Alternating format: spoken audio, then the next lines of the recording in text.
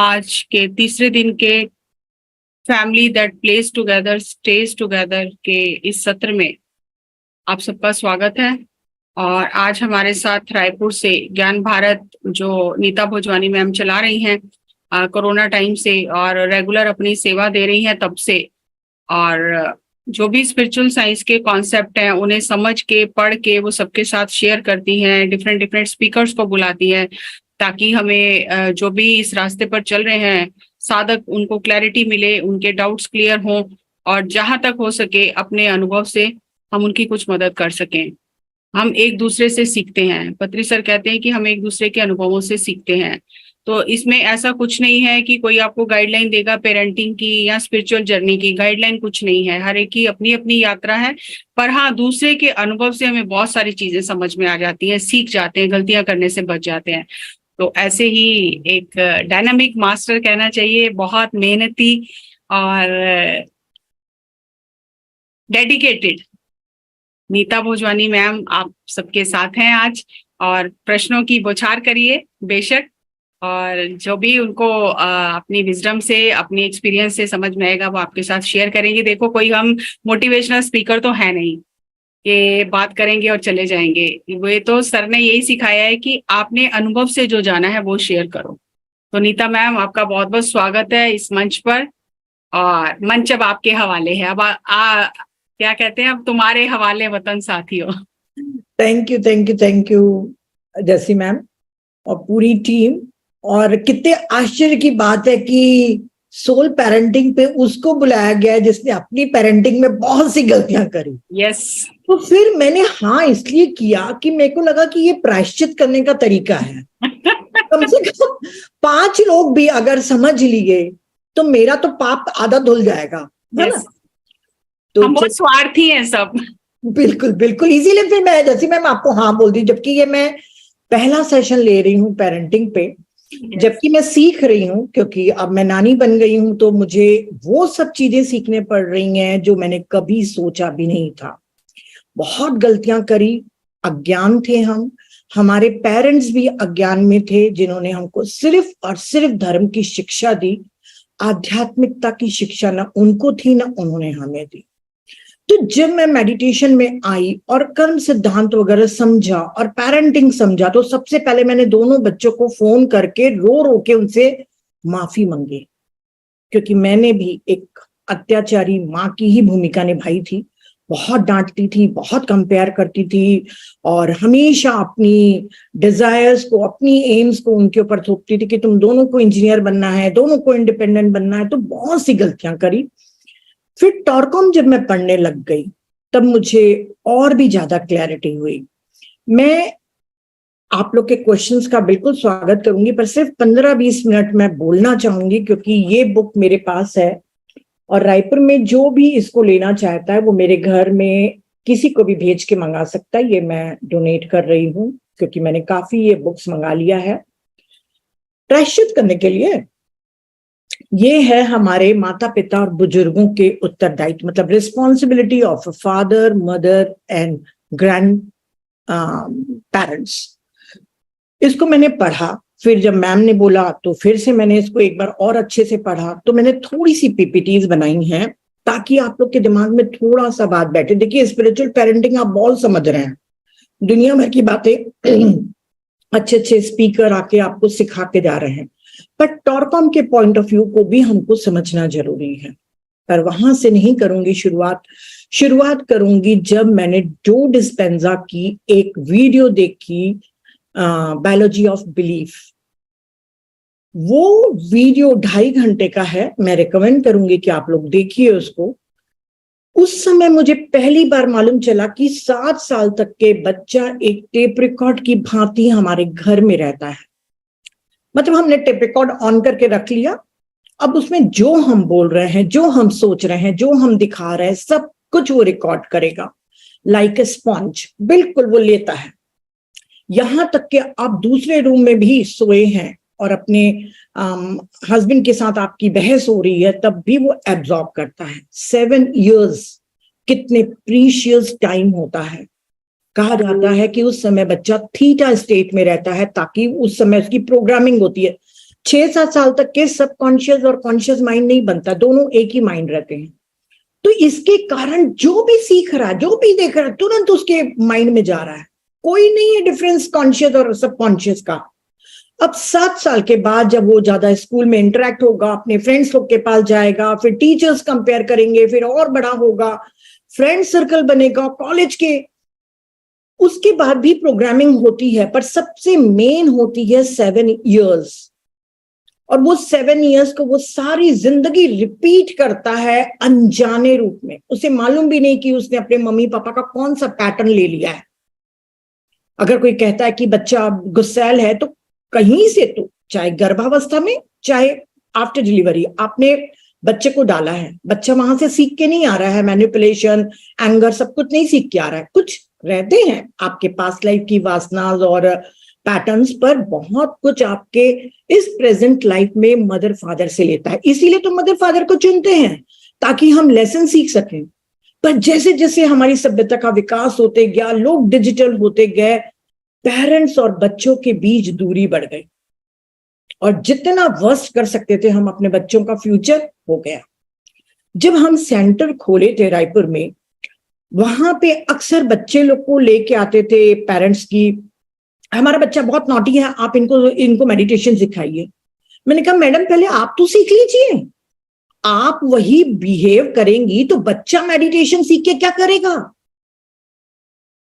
बच्चे hyper active हैं, हम क्या करें? हर चीज में बच्चों पे पूरे टाइम उंगली उठ रही है, बच्चे कहना नहीं मान रहे, बच्चे ये नहीं कर रहे। पहले शुरुआत आपको अपने आप को बदलने से करनी है, अपने को चेंज करिए। वो तो बेचारे छोटे से मिट्टी के लौंदे हैं जो ईश्वर ने हमको दिया है, हम किस रूप में ढाल रहे हैं? वो तो कहना चाहिए हम लोग के सौभाग्य है कि हमने इतना मारा पीटा, फिर भी हमारे बच्चे बहुत अच्छे हुए। नहीं तो अभी भी जो उनके एंगर हैं, तो जैसे मेरी डॉटर को एंगर है, तो मैं कभी नहीं अब उसको ब्लेम करती। मुझे मालूम है कि वो एंगर मैंने ही दिया है, प्रेगनेंसी के टाइम में भी और आफ्टर उसके बर्थ के बाद भी। मैंने अपब्रिंगिंग के टाइम में भी बहुत गुस्सा किया, तो बहुत सी चीजें ली है, तो मैं लेट गो कर लेती हूँ।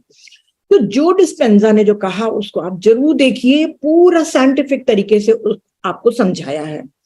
और टॉरकॉम की ये बुक को लाने का मेरा सिर्फ पर्पस ये है, क्योंकि आपने जसी मैम का सोल, वो जो व्हील्स के ऊपर, जो चक्रास के ऊपर जो उन्होंने सेशन लिया था, आप लोगों ने देखा होगा कि जब भी बच्चे पैदा होते हैं तो फिजिकल और एथरिक बॉडी डेवलप होती है, और हम और डेवलप करते जाते हैं, पर मेंटल और इमोशनल बॉडी नहीं होती है। मेंटल इमोशनल बॉडी धीरे धीरे बच्चे के बड़े होने से होती है। और ये बनती कैसे है? हम जानते हैं कि मदर की एक कॉर्ड है, बच्चे में एक गोल्डन कॉर्ड लगी रहती है, पूरे समय हम एक्सचेंज करते रहते हैं। इसके ऊपर साइंस हुए हैं कि बच्चे के साथ अनहोनी घटना या उनका दुख हम कैच करते हैं, हमको कुछ अनईजी फील होता है, क्योंकि हम अभी भी कॉर्ड से जुड़े हुए हैं। पर हमको लगता है फादर तो कोई कॉर्ड से नहीं जुड़ा है, क्योंकि वो तो हमारे गर्भनाल से, मतलब एम्बिलिकल कॉर्ड से जुड़ा था बच्चा, तो इसीलिए शायद हमारा गोल्डन कॉर्ड होगा। पर फादर के साथ वो एक कॉर्ड क्रिएट करता है। आप लोग कभी फ्री बैठे रहते हैं तो आप गूगल में सर्च करा करिए, पेरेंट्स और चिल्ड्रन का रिलेशनशिप क्या है स्पिरिचुअली, तो बताएंगे कि जैसे बच्चा पैदा होता है, क्योंकि देखिए आधे जीन्स तो उसके फादर के हैं, आधे मदर के हैं। उसके बाद जैसे वो बच्चा पैदा होता है, उसके बाद वो उसका एक एनर्जी कॉर्ड अपने फादर से भी जुड़ता है और अपने ग्रैंड पेरेंट्स से भी। तो पूरे समय हम उनसे लेन देन कर रहे हैं। तो टॉरकॉम कहते हैं कि जिस बच्चे के फादर नहीं होते हैं, उनकी मेंटल बॉडी विकसित होने में थोड़ा टाइम लगता है, क्योंकि मेंटल बॉडी का काम फादर का काम है। विचार, दृढ़ता, निर्णय लेने की क्षमता, स्ट्रेंथ, आत्मनिर्भरता, ये सब साहस, जो भी हम जानते हैं मैस्कुलिन एनर्जी का, वो सब अपने फादर से लेता है। और मदर का काम रहता है उस बच्चे की एस्ट्रल बॉडी, यानी कि इमोशनल बॉडी और इंट्यूटिव बॉडी को निर्माण करना। 7 साल तक के बच्चे का काफी हद तक के इमोशनल बॉडी डेवलप हो जाती है, पर मेंटल बॉडी वो काफी टाइम तक के बनाते रहते हैं। और कई बार तो एडल्ट होने के बाद भी उनकी मेंटल बॉडी क्लियर नहीं रहती है, क्योंकि फादर ही क्लियर नहीं है, वो अपने में ही कंफ्यूजन में पड़ा हुआ है। तो हम हमेशा सोचते हैं कि पेरेंटिंग माँ को सीखना चाहिए। अब थोड़ा बहुत स्पिरिचुअल पेरेंटिंग आ गया तो फादर को भी लेके बैठने लग गए हैं, पर फिर भी फादर का लगता है कि बस मैंने कमा लिया, मैं थका आ रहा हूँ, मेरा और कितना काम है। पर आप बताइए, टॉरकॉम कह रहा है कि पूरी मेंटल बॉडी आपके फादर के ऊपर डिपेंड करती है। इतने अच्छे इसमें एग्जाम्पल्स दिए हुए हैं कि जिनके फादर नहीं होते हैं, वो सोल अपने पड़ोस में या अपने कोई रिलेटिव्स को एक फादर फिगर बना लेते हैं, क्योंकि उसको मेंटल बॉडी बनानी है।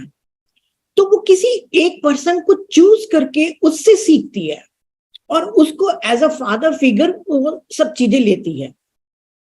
सिंगल मदर जो रहती हैं उनका काम बहुत दोहरा हो जाता है।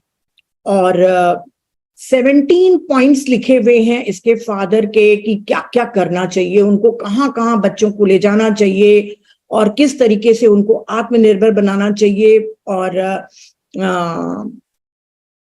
बच्चे के सामने कभी भी अपने अनसक्सेस या फाइनेंशियल इश्यूज के बारे में बात नहीं करना चाहिए, क्योंकि हर बच्चे के लिए फादर उसका रोल मॉडल होता है।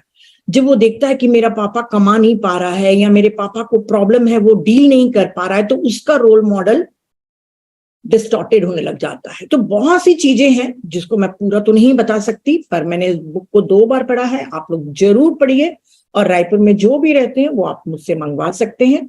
तो मैं थोड़ी सी पीपीटी शेयर कर रही हूं आप लोग के साथ, ताकि हम इस टॉरकॉम के विजडम को फटाफट, मैं बहुत डिटेल में नहीं बताऊंगी क्योंकि मुझे मालूम है कि टाइम कम रहता है।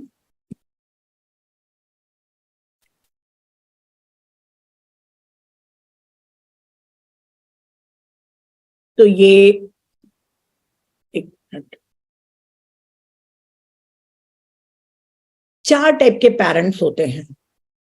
एक होते हैं ऑथोरिटेटिव, ये कहते हैं ना वो जो शासन करते हैं। आप अपने में पहचानिएगा कि आप कौन से हैं और आपको क्या बनना है। मैं तो यही थी, बहुत अथॉरिटी, अपना अथॉरिटी, ये वाला अधिनायक जो रहते हैं ना वो वाले, सॉरी। एक होते हैं जो अथॉरिटी रखते हैं, शासन करते हैं। उनको बहुत ज्यादा अपने बच्चों से उम्मीद रहती है कि जैसा हम बोलेंगे वैसा ही उनको करना है।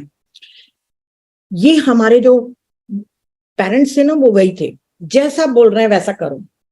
तुमको बोला है ना कि ये कॉलेज में नहीं जाना है तो नहीं जाना है, तुमको डॉक्टर बनना है डॉक्टर बनना है, ये मत करो वो मत करो। हमारे पेरेंट्स हमको सिखाते थे, वो अथॉरिटी वाले थे। अभी आज के जमाने के जो हो गए हैं वो हो गए हैं सपोर्टिव, क्लियर एक्सपेक्टेशन, मतलब ये इसको डेमोक्रेटिक बोल दीजिए, ऑथोरिटेटिव का। आप डेमोक्रेटिक पेरेंट्स हैं कि ठीक है तुम्हारी भी अपनी इच्छाएं हैं बेटा, देखो ऐसे करना है, तुमको ऐसे से चूज करना है और ये काम मत करो, या ज्यादा डिजिटल मीडिया पे मत बैठो। जो भी आपको समझाना है वो आप प्यार से समझाते हैं और ज्यादा इंटरफियर नहीं करना है। उनकी अपनी एक सोल जर्नी लेकर वो आए हैं आपके पास। आपकी अपनी जर्नी है, मतलब आपका पहले से टेप रिकॉर्ड फुल है, वहां से लेके आए हैं। उनका भी ऑलरेडी फुल है, बहुत सारे जन्मों से लेके आ रहे हैं अपनी याददाश्त और अपनी मेमोरीज को। तो आपको सिर्फ सजेशन देना है, डेमोक्रेटिक एक पेरेंट्स बनना है। तीसरे टाइप के होते परमिसिव, वो बिल्कुल एक्सपेक्टेशन नहीं रखेंगे और जैसा बच्चा बोल रहा है वैसा ही करते जाएंगे। बच्चे ने कह दिया आईफोन लेके देना है, ठीक है आईफोन लेके दे दिए। बच्चे ने कह दिया बाइक लेके देना, बाइक लेके दे दिए। जो बच्चे छोटे बच्चे रहेंगे तो बोलेंगे हमको ये गाड़ी लेके दो, क्योंकि पापा कॉलोनी में बाकी बच्चे घूम रहे हैं। बिना सोचे समझे धन से, बिना कुछ क्वेश्चन पूछे बच्चों को देते रहते। जो बच्चे बोल रहे हैं बिल्कुल एकदम उनके अंडर में रहते हैं बहुत सारे और उनसे पूछो ना तो उन लोग क्या कहेंगे कि मैडम हमको तो बचपन में इतने खिलौने नहीं मिले, बच्चे मांग रहे हैं तो कैसे नहीं दिया, भगवान की दया से इतना पैसा है। अरे पैसा है तो बुद्धि से भी काम लीजिए आप। हर चीज आप उनको इजीली अवेलेबल कराएंगे तो उनको समझ में नहीं आएगा कोई भी चीज की कीमत। आज आपको खिलौनों के लिए राजी कर रहे हैं, बाद में आपको बहुत सी चीजों के लिए राजी करेंगे। तो परमिसिव भी नहीं बनना है। एक होते अनइन्वॉल्व, आधे से अधिक पेरेंट्स अपने लाइफ में बिजी हैं, किटी पार्टीज हो, मीडिया हो या अपनी लाइफ हो, और कई लोग अपने घर के कामों में ही बिजी हैं। उनको लगता है कि घर को साफ करके और खाना बना के उनकी ड्यूटी खत्म हो गई, अब बच्चे के ऊपर कौन इतना टाइम वेस्ट करे। बच्चों को पालना फुल टाइम जॉब है, और पेरेंटिंग का मतलब होता है पहले आप पेरेंट बनो। नीता उस दिन नीता का माँ का रूप तब पैदा हुआ था जब मैं पहली बार माँ बनी थी, तो मेरा भी तो जन्म हुआ, मेरी बेटी के साथ मेरा भी जन्म हुआ, तो मुझे भी अपने आप को एजुकेट करना है। तो ये जो अनइन्वॉल्व होते हैं वो बिल्कुल बच्चों की तरफ नहीं देखते हैं कि क्या कर रहे हैं क्या नहीं कर रहे हैं, और बड़े होने के बाद उनके बच्चे नशा भी करते रहेंगे तो उनको होश नहीं रहता है। ये आप लोग इसमें वही जो मैंने बताया वही है, आपको डेमोक्रेटिक एक पेरेंटिंग करनी है। वो जमाना चला गया जब हमारे पेरेंट्स लोग बोलते थे ये करो वो करो, अब नहीं बोलना है, आपको बताना है कि बेटा मैं अगर ये तुमको बोल रहा हूं तो उसके पीछे कारण क्या है, क्योंकि आज के बच्चे जो हैं वो क्रिस्टल या इंडिगो चाइल्ड हैं, उनको सिर्फ दो ही चीजें समझ में आती हैं, ट्रुथ और लव। तो आपको हर चीज का वैलिडेशन दे रहा है कि मैं तुमको रात को देर तक के क्यों नहीं बाहर जाने के लिए दे रहा हूं, क्योंकि बेटा लाइफ में बहुत सी चीजें सेफ नहीं हो पाती हैं, तो आपको टाइम से घर आना है। या कोई खराब उनके दोस्त बन रहे हैं तो आप उनको समझाओ कि किस तरीके से उनके आसपास का एनवायरनमेंट उनके बिहेवियर और कैरेक्टर को बनाएगा। हर चीज का आप एक रीजन दीजिए, क्योंकि उनको ट्रुथ सुनना है। तो आप अपने पेरेंट्स कौन से हैं इसमें से आप चूज कर लीजिएगा। बच्चों के इमोशनल कप को आपको हमेशा भरना है, क्योंकि इमोशनल बॉडी 1.5 साल के बाद शुरू होनी शुरू हो जाती है। सिर्फ बच्चे को रोने देना है, हम 2-3 चीजें बस जानते हैं, बहुत सी चीजें और भी हैं। आप लोग और अच्छे से क्लासेस करिए, क्योंकि एक छोटे से सेशन में मैं इतनी पूरी बुक को तो नहीं समझा सकती, और ये मैंने किसी और बुक से लिया है। तो इसमें है कि आप वो काम करें जो उनको पसंद है, उनको सुने, उनकी अगर जो भी चीज में वो अच्छे हैं, उनकी स्ट्रेंथ है, उनको आइडेंटिफाई करें, उनको प्रेज करें। हमेशा कोई भी अच्छा काम करके आते हैं, जरूरी नहीं कि वो अवार्ड जीत के आए। अगर एक छोटा सा भी डांस करें तो आप क्लैप करके उनको अच्छे अच्छे वर्ड्स बोल के उनको आप सिखाइए, उनके साथ एक अच्छा क्वालिटी टाइम बिताइए, और उनको इमोशन के बारे में अच्छे से एक्सप्रेस करना सिखाइए। उनको बताइए कि यदि गुस्सा आ रहा है तो आप गुस्सा हो, आप थोड़ी देर मत बात करो, ठीक है, या आप जमीन में थोड़ा सा कूदो, क्योंकि देखिए फिजिकल एक्टिविटीज करने से हमारे नेगेटिव इमोशंस रिलीज हो जाते हैं। तो आप उनको छोटे छोटे टिप्स देके आप उनको इमोशंस के बारे में भी एजुकेट करते जाइए। ये टॉरकॉम के बुक से स्टार्ट हो रहा है। फादर के रिस्पॉन्सिबिलिटी क्या है, मैंने जानबूझ के हिंदी में लिखा है ताकि और आपके दिमाग में और अच्छे से बैठे। फादर लोग अगर कोई देख रहा होगा तो बोलेगा अरे वाह ठीक है, सिर्फ 4 ही हैं। ये 4 हैं, परंतु मैंने कहा ना 17 पॉइंट्स लिखे हैं टॉरकॉम ने, जो एक फादर को अपनी लाइफ में अपने बच्चे के शुरुआती दिनों में, मतलब 10, 12, 15 साल तक के आपको वो बिताना है, क्योंकि उनका काम है मेंटल बॉडी का निर्माण करना, उनके अंदर विल पावर पैदा करना। और बच्चों को जो वित्तीय सहायता हम कहते हैं, फाइनेंशियल सपोर्ट दे रहे हैं, उसको सबसे लास्ट में रखा है। आज की डेट में लोगों को, फादर को ये लगता है कि मैंने फाइनेंशियल सपोर्ट कर दिया, उनके खाने पीने का, उनके कपड़े लत्ते का कर दिया, अच्छा एजुकेशन दे रहा हूं, दैट्स इनफ। नहीं, आपको इसके बियॉन्ड जो 2 मेन चीजें हैं उसको आपको करना है। जब तक के आप अपने बच्चे का मेंटल बॉडी अच्छे से प्रिपेयर्ड नहीं कर लेते, तब तक के आप करोड़ों रुपए कमा ले, कोई फायदा नहीं। तो आप वर्कहॉलिक हैं, ज्यादा जॉब में टाइम दे रहे हैं तो उसको कट करिए, अपने एंटरटेनमेंट को कट करिए, पर बच्चे के साथ इन्वॉल्व होना सीखिए। फादर के लिए मैं स्पेशली बोल रही हूँ, और मुझे बहुत खुशी होती है जब मैं किसी फादर को देखती हूँ अपने बच्चे के साथ क्वालिटी टाइम बिताते हुए। नहीं तो अब माता के उत्तरदायित्व में फटाफट लूंगी आपका, है ना। तो सबसे पहले प्रेगनेंसी, देखिए पहली टीचर होती है माँ, और वो टीचर कब बनती है, जब बच्चा सिर्फ गर्भ में आया है। वो पहले दिन से लेकर बच्चे की जब तक के 18-21 साल तक के पूरी इमोशनल बॉडी या इमोशनली वो इंडिपेंडेंट नहीं हो जाता, तब तक के मदर सबसे ज्यादा टीचर का रोल निभाती है। चाहे बच्चा छोटा हो तब उसके इमोशंस, या प्यूबर्टी में आता है, जवान होता है बच्चा, उसके में काफी केमिकल चेंजेस आते हैं, एक एनर्जी एक्सप्लोड होती है, उस समय बच्चे के पास माँ का होना बहुत जरूरी है।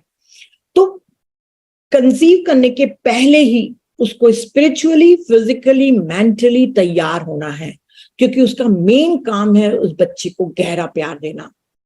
तो जब तक कि वो तैयार नहीं हो जाती, टॉरकॉम कहता है कि प्लीज इस सोसाइटी में मेंटली रिटार्टेड और क्रिमिनल बच्चों को लाके पृथ्वी का बोझ और मत बढ़ाइए, बिल्कुल मत करिए कंसीव जब तक कि आप तैयार नहीं हो। मौज मस्ती के लिए बच्चों को छोड़ना अपने रिश्तेदारों के पास या नैनी के पास एक फैशन हो गया कि नैनी है, ठीक है, बच्चे को देख रहे हैं, चलो किटी पार्टी में चले जाते हैं या कहीं और चले जाते हैं, या खूब देर तक के उन लोग आजकल जो चल रहा है वेब सीरीज वगैरह, नेटफ्लिक्स वगैरह देख रहे हैं, बच्चे नैनी के साथ खेल रहे हैं। ऐसे तो कहा जाता है, मैंने किसी बुक में पढ़ा था कि 7 साल तक के मदर से बच्चे को अलग नहीं करना चाहिए, 7 ईयर्स तक, पर इट इज नॉट पॉसिबल। क्योंकि देखिए, कभी मेरी भी डॉटर है, उसको मार्केट जाना रहता है, कभी पार्लर्स जाने रहते हैं, तो वो हमारे पास छोड़ के जाती है क्योंकि हम उनसे क्लोज है बच्चे से। तो जो दादी है, नानी है, उनके पास छोड़े, और जो अननोन है उनके पास, नेबर्स वगैरह या नैनी के पास बिल्कुल मत छोड़िए। जितने बच्चों को गंदी आदतें या गंदी गालियों की आदतें हैं, वो सब मेड्स और ड्राइवर्स, क्योंकि देखिए उन लोग लो स्लम एरिया में रह रहे हैं, उनको नहीं मालूम कि कैसे बात करनी है, तो वो जिस लैंग्वेज में बात करते हैं, बच्चा स्पॉन्ज है, वो लेता है। क्योंकि मेरे भी एक रिश्तेदार के बच्चे ने ड्राइवर से बहुत सी गालियां सीखी, फिर आखिर बच्चे को ड्राइवर के पास छोड़ना उन लोगों ने बंद किया। तो टॉरकॉम कहते हैं कि बिल्कुल भी मत छोड़िए। अगर जॉब कर रहे हैं, देखिए, तब तो आपको कोई ना कोई बंदोबस्त करना पड़ेगा, पर फिर भी अगर नैनी रखे हैं आपने घर में, कोई दाई वगैरह या उसके लिए रखे हैं, तो आप एक कैमरा लगा के रखिए। देखिए मेरे यहाँ पे कैमरा लगा हुआ है, ऐसे कैमरे आते हैं बहुत अच्छे अच्छे, आप पूरे समय अपने मोबाइल से चेक कर सकते हैं कि वहां पे वो क्या कर रही है। कहने का अर्थ है, माँ की एक नजर बच्चे के हर मोमेंट्स, हर दिन में होनी चाहिए। 24 घंटे ना रही, पर फिर भी जॉब कर रहे हैं तो भी अपनी रिस्पॉन्सिबिलिटी से भागिए मत।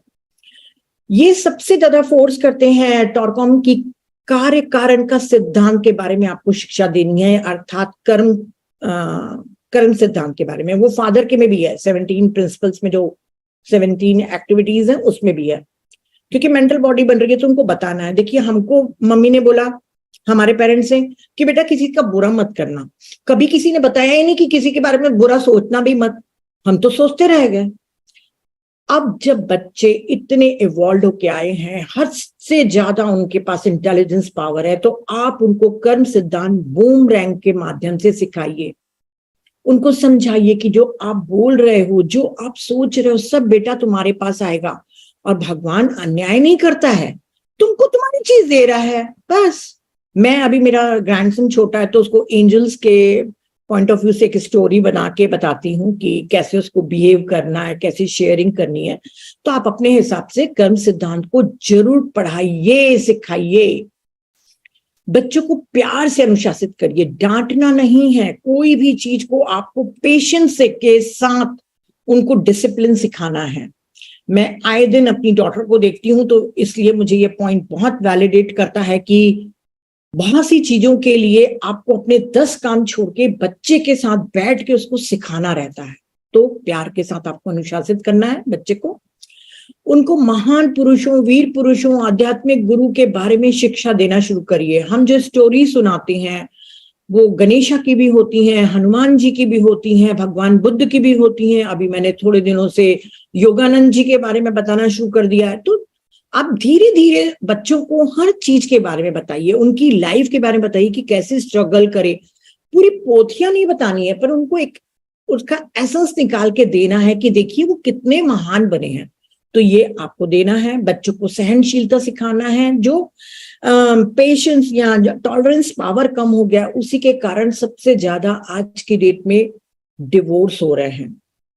तो टॉलरेंस भी सिखाना है, उनको ग्रैटिट्यूड सिखाना है, आपको पूरे समय उनको थैंक यू बोलना सिखाना है। हर जीवित वस्तु, निर्जीव वस्तु जो भी है, नॉन लिविंग थिंग्स है, अगर वो खा के भी उठ रहा है तो उस फूड की थाली को भी करे, हर चीज को करे, आप सिखाइए उसको। और सेल्फलेस सर्विस करना, उसको बोलो जरूरी नहीं है कि हर चीज में आपको अवार्ड मिलेगा या आपको कोई अप्रिशिएट करेगा। आप उनको सिखाइए कि अगर कोई फ्रेंड को चोट लगी है तो मदद करे, कोई बूढ़े आदमी को यदि कोई हेल्प चाहिए तो आप करो, क्योंकि हर चीज आपकी काउंट हो रही है। कर्म सिद्धांत के अनुसार आप बहुत अच्छे से एग्जाम्पल देके उनको सेल्फलेस सर्विस के लिए बता सकते हैं कि हर चीज, और कहा भी जाता है ना कि दिन में वो 1 या 2 काम जरूर करना चाहिए जिसमें आपको कोई रिवॉर्ड न मिलता हो। या समझ गए आप। सफाई की शिक्षा देना है। टॉरकॉम कहते हैं कि आप सिर्फ उसको पर्सनल हाइजीन, मतलब सिर्फ बॉडी की ही नहीं, आप उससे घर भी साफ कराइए। देखिए वो तो अब्रॉड में रहते थे, पर अपन इंडियन लोग क्या करते हैं, नहीं नहीं बेटा तुम छोड़ दो थाली, हमारी मेड आके पूरा साफ कर लेगी। या अगर कोई भी दूसरी भी कोई भी एग्जाम्पल ले लीजिए, तो हम बच्चों को, क्योंकि हमारे पास मेड अवेलेबल है ना, तो हम बहुत ज्यादा बच्चों को पैम्पर करके रखते हैं। तो टॉरकॉम के पास तो उधर पे तो नहीं है, तो टॉरकॉम बोलते हैं कि उनको घर, कमरा, हर चीज पहले जाइए, उसको सिखाइए मत, उनको बोलिए चलिए आज हम तुम्हारा रूम साफ करते हैं, फिर उसके साथ आप रूम साफ करिए। फिर 4 दिन के बाद बोलिए कि आज मैं नहीं चलती हूँ, आज मैं देखना चाहती हूँ कि आप कैसे साफ करते हैं। फिर जैसा भी साफ करे आप उसको अप्रिशिएट करिए। बहुत सुंदर तरीके से टॉरकॉम ने लिखा है कि आप पहले, क्योंकि बच्चे देख के सीखते ना, तो उनके साथ वो एक्टिविटीज में पार्ट लीजिए और सिखाते जाइए। जब वो खाना खा रहे हैं तो उनको बताइए कि बहुत ही शांत भाव से आपको खाना है, बातें नहीं करनी है। नहीं तो क्या होता है कि आज अगर आप होटल में भी जाएंगे तो मम्मी पापा मोबाइल में बैठे हैं, बच्चे इधर उधर देख रहे हैं, या अगर बच्चों के पास भी मोबाइल है तो वो भी मोबाइल देख रहे हैं, तो ये नहीं करना चाहिए। टॉरकॉम ने मोबाइल के बारे में नहीं लिखा है क्योंकि मोबाइल नहीं था ना उस समय, नहीं तो बहुत से पॉइंट्स लिख लेते वो। उनको शालीनता पूर्वक रहने और बातचीत करने के लिए आपको ट्रेन करना है। बहुत से बच्चे बहुत सुंदर दिखते हैं, मैं जब सेंटर में थी या मेरे और भी रिलेटिव्स लोग क्या हैं, पर जैसे वो मुंह खोलते हैं पता चल जाता है कि उनकी पेरेंटिंग में कहीं न कहीं गड़बड़ है। देखिए बच्चे बहुत प्यारे हैं, इतने सुंदर बच्चे, पर सिर्फ पेरेंटिंग की अच्छी बोलना चाहिए नहीं होने के कारण जैसे वो मुंह खोलते हैं पता चल जाता है। तो उनको किस तरीके से बात करना है, कितना पोलाइट रहना है, सब कुछ आप ट्रेन कर सकते हैं। हर काम आपके टीचर्स का नहीं है, स्कूल का नहीं है। आप अगर लड़ के बात कर रहे हैं अपने हस्बैंड के साथ और ऊंची आवाज में अपनी मेड के साथ बात कर रहे हैं तो बच्चा वही सीखेगा। तो आपको पहले खुद को वैसे ढालना है ताकि वो भी वैसे ही सीखे। उनको पैसा वेस्ट करना या टाइम वेस्ट हो जाना या कपड़ों का जैसे बहुत अंबार खरीद के रख लेते हैं, तो उनको सिखाइए कि ज्यादा कपड़े नहीं खरीदने हैं, और जो कपड़े नए खरीदने हैं तो उसके पहले आपको डोनेट करना है। आपको वेस्टेज बताना है कि हर चीज की, सिर्फ ऐसा नहीं कि पैसे और कपड़ों की ही। उनको बताइए कि आप जो ये वर्ड्स बोल रहे हैं इसमें भी बेटा एनर्जी लगती है, आप जो सोच रहे हैं उसमें भी लगती है। टॉरकॉम कहते हैं 4 साल की उम्र तक कि आपको हर चीज सिखा देनी है। ये मैं खुद आज पढ़ के दंग रह गई थी कि डेथ के बारे में भी आपको 4 साल में सिखा देना है। इतना बोलते हैं कि बच्चे सीख सकते हैं जल्दी।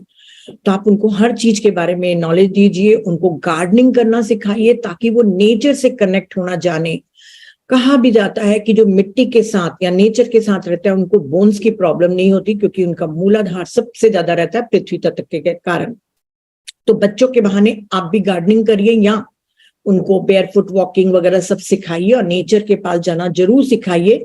नहीं तो बच्चे स्कूल से घर और घर में सिर्फ टीवी और फिर एक्स्ट्रा करिकुलर एक्टिविटीज, एक गिटार सीखने जाना है, डांस सीखने जाना है, इसमें नेचर गायब हो गया है। बच्चे के अंदर की प्रतिभा को विकसित करिए। आप अपने पसंद से उनको डांस क्लास या सिंगिंग क्लास मत भेजिए या पेंटिंग, क्योंकि आप पेंटर हैं तो आप बच्चों को बताएंगे नहीं। उनको देखिए उनके में क्या टैलेंट है, क्या चीज में वो एक्टिवली पार्ट करता है, तो आप उसको डेवलप करने में मदद करिए। बहुत अच्छी इन्होंने ये चीजें बोली हैं कि बच्चों को आपको फिजिकल बॉडी के बारे में पूरा बताना है कि आपके प्राइवेट पार्ट्स कौन से हैं, और सेक्स एजुकेशन भी थोड़ी बहुत देनी है जैसे जैसे बच्चा बड़ा होते जा रहा है। आपको इमोशनल एनर्जी, मेंटल एनर्जी और साइकी एनर्जी के बारे में भी बताना है। तो और हम कहते हैं कि बच्चों को बताओ कि हमारे पास सब पोटेंशियल है, हम क्लियर ऑडियंस बन सकते हैं, क्लियर पॉइंट बन सकते हैं, हमारे पास सारे साइकी पावर्स है, पर जब हम अपने को प्यूरिफाइड करेंगे तब हमारी सोल की वो साइकी पावर्स सरफेस पे आती है। तो वो कहते हैं कि सब चीजों के बारे में आप बच्चों को बताइए। वननेस कॉन्शियसनेस के बारे में बताइए कि हम सब एक हैं, चाहे वो एक प्लांट हो, आपकी बाई हो, आपका ड्राइवर हो, हर एक से उसको रिस्पेक्ट से बात करना सिखाइए। कि जैसे हम सिखाते हैं कि बच्चे बाई को भी दीदी बोले, ड्राइवर को भी उनके नाम के आगे भैया जोड़ें, ताकि उनको ये नहीं लगे कि मैं सुपीरियर हूं, वो इंफीरियर है, वो काम कर रहे हैं। तो वननेस कॉन्शियसनेस की हर एक में परमात्मा है, आप बच्चों को शुरू से ही डालते जाइए। 12 साल की उम्र के बाद आप जब बोलेंगे तो बच्चे नहीं सुनने वाले, बच्चे छोटे रहेंगे तभी। टॉरकॉम कहते हैं कि इमॉर्टैलिटी के बारे में भी आप बताइए, अमरत्व, कि हम सभी लोग मरने वाले हैं। बच्चे थोड़ा डरते हैं कि मम्मा नानी आप क्यों जाओगे, मतलब एक एग्जांपल दे रही हूँ। तो उनको सब सिखाइए कि देखिए एक फूल खिलता है, फूल भी जाता है, ये इस यूनिवर्स का नियम है कि जो भी आता है उसको जाना ही है। और उसके बारे में और भी आपको बताना है, स्पिरिट वर्ल्ड के बारे में, कि आप मरते नहीं हैं, हम अमर हैं और हम दूसरी दुनिया में जाते हैं, वहां पे भी रहते हैं, वहां पे भी अच्छे से हम सीखते हैं, बातें करते हैं, एंजॉय करते हैं, पर ये फिजिकल वर्ल्ड से हमको जाना रहता है। तो उन्होंने कहा है कि टॉरकॉम ने कि ये बातें उनको सिखाइए और डेथ से बच्चों को दूर करके मत रखिए। सितारों, सौरमंडल, गैलेक्सी और अदर वर्ल्ड्स के बारे में आप पूरी शिक्षा दीजिए। मैं अपने ग्रैंडसन से सोलर सिस्टम बनवाती हूँ, उसका पूरा एक मॉडल है, उसको बताती हूँ कि तुम अर्थ में हो, मैं भी अर्थ में हूं, हमको अर्थ को और सुंदर बना के जाना है। तो इसलिए वो कहते हैं कि दूसरे गैलेक्सीज वगैरह के बारे में बताइए, ताकि बच्चे के दिमाग में आध्यात्मिकता का बीज पड़ने लग जाए कि यही एक संसार नहीं है, पृथ्वी के आगे और भी कई डायमेंशन है जहां पे हमको ट्रैवल करना है। और हो सकता है कि वो इसके कारण और स्पिरिचुअलिटी में इंटरेस्ट ले। तो आपको पूरे समय, वो तो कहते हैं कि आप अंधेरे में लेके जाइए, इस बुक को पढ़ेंगे ना आपको बहुत अच्छा लगेगा। अंधेरे में लेके जाइए जहां पे आकाश खुला हो और दिखाइए वो स्टार्स बच्चों को, क्योंकि शहरों में सब कॉम्पैक्ट घर बने हुए हैं, फ्लैट्स वगैरह, तो इतने अच्छे से स्काई नहीं दिख पाता है। तो ऐसे जगहों पे ले जाइए, अंधेरे में भी ले जाना सिखाइए। और अंधेरे से भी उनको डरने के बारे में मत बोलिए, ऐसा मत बोलिए कि डर में कुछ, अंधेरे में कुछ नहीं रखा है, कुछ नहीं है, नहीं, आप बोलिए अंधेरे में खतरा है, पर खतरे से लड़ने के लिए ही तो हम आए हैं, अगर आएगा तो हम डील करेंगे। मतलब बहुत अच्छे से सब चीजें बताए हैं। तो गैलेक्सीज और उन सब के बारे में भी बताइए। जब तक कि मैं नहीं आई थी स्पिरिचुअलिटी में, तब तक के तो मुझे वो जो साइंस में पढ़े थे ना, जुपिटर वगैरह, बस उतना ही मालूम था, बस उससे ज्यादा 9 प्लैनेट्स के अलावा और कुछ भी नहीं मालूम था मुझे। तो आत्मा के बारे में भी मैंने कहा ना, डेथ और आत्मा, ये 4 साल तक के आपको बच्चों को समझा देना है।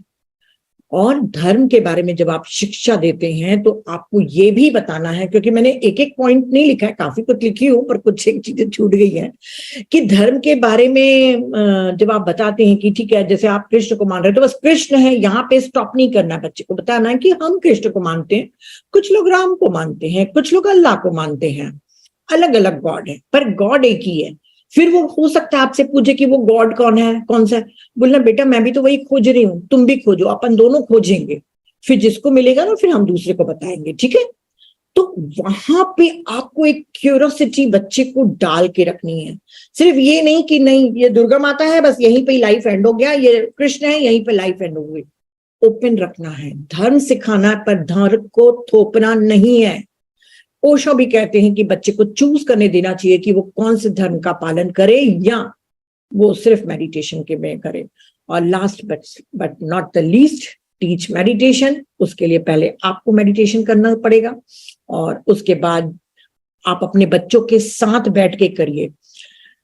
बच्चे लोगों की मम्मी लोग क्या करते हैं, टेप रिकॉर्ड में अपना वो मोबाइल में म्यूजिक चालू कर देंगे और 10 मिनट के लिए चले जाएंगे अपना काम करने। अरे 10 मिनट रुक जाओगे तो दुनिया डूब नहीं जाएगी, आपके कारण नहीं दुनिया संभल के चल रही है।